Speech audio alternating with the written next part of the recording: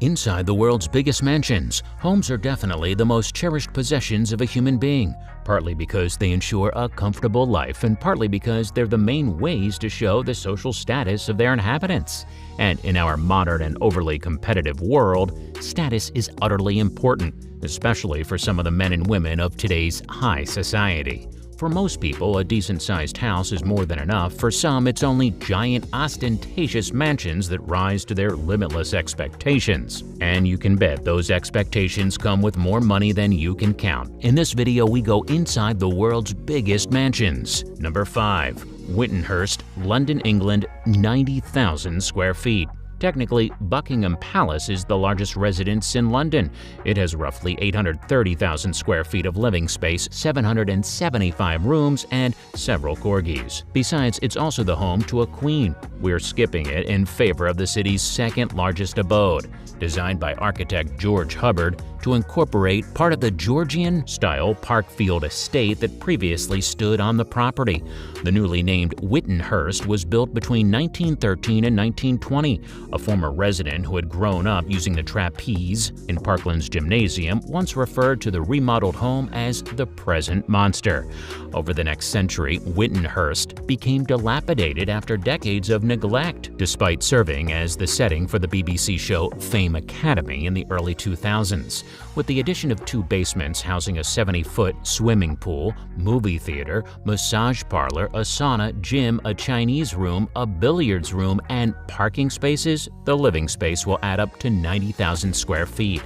Just who bought the mansion for $65 million in 2008 was a mystery until 2015, when the New Yorker reported it was Russian billionaire Audrey Gurev. Number 4. Safra Mansion, Sao Paulo, Brazil, 117,000 square feet.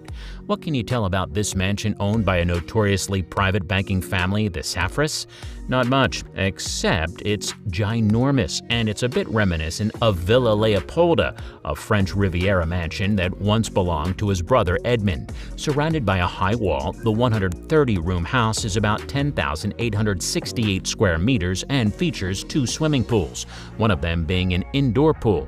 The largest private residence in Sao Paulo, it's located in the Morumbi neighborhood next to the city's second biggest home. Though it's been the site of several Safra family members' weddings, there don't seem to be any photos of the home online. The Safra family is as sprawling as its mansion, and they have pricey real estate all over the globe. In 2015, Joseph Safra bought the Gherkin, a London skyscraper, for more than $990 million. Jacob M. Safra, the son of Joseph's late brother Mosey, purchased Jacqueline Kennedy Onas's childhood home for more than $25 million in 2017.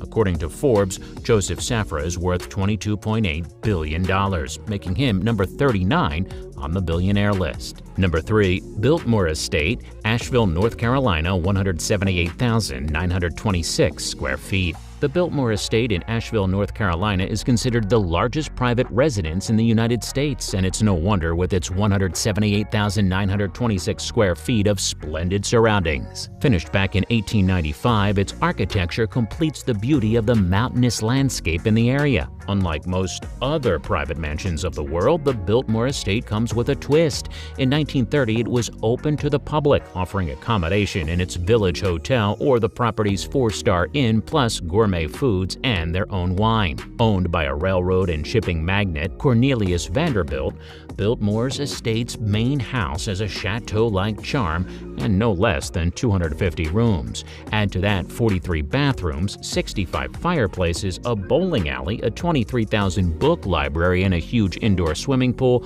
plus all the modern amenities you can dream of, and you've got one of the best houses in the world. Or, to avoid being subjective, one of the largest.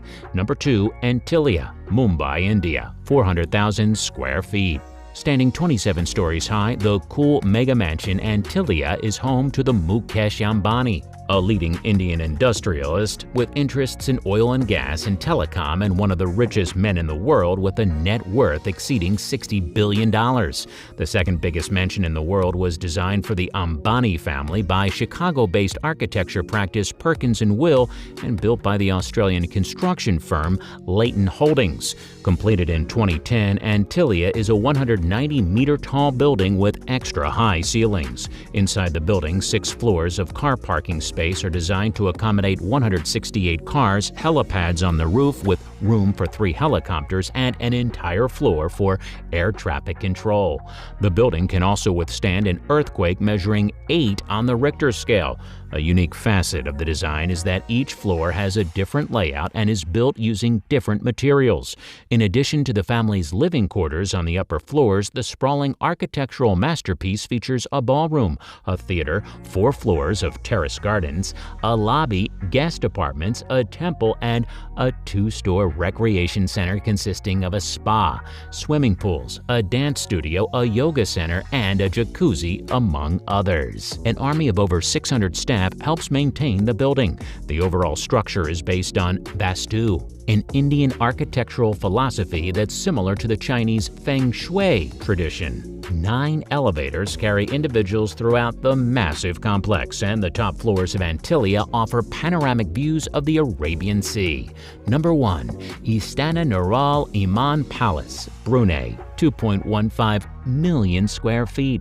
Named the Place of the Faith Light, this $1.4 billion home in Brunei seems to display more opulence than spirituality. Completed in 1984, the extravagant Istana Nurul Iman is the largest palace in the world and is occupied by only one family.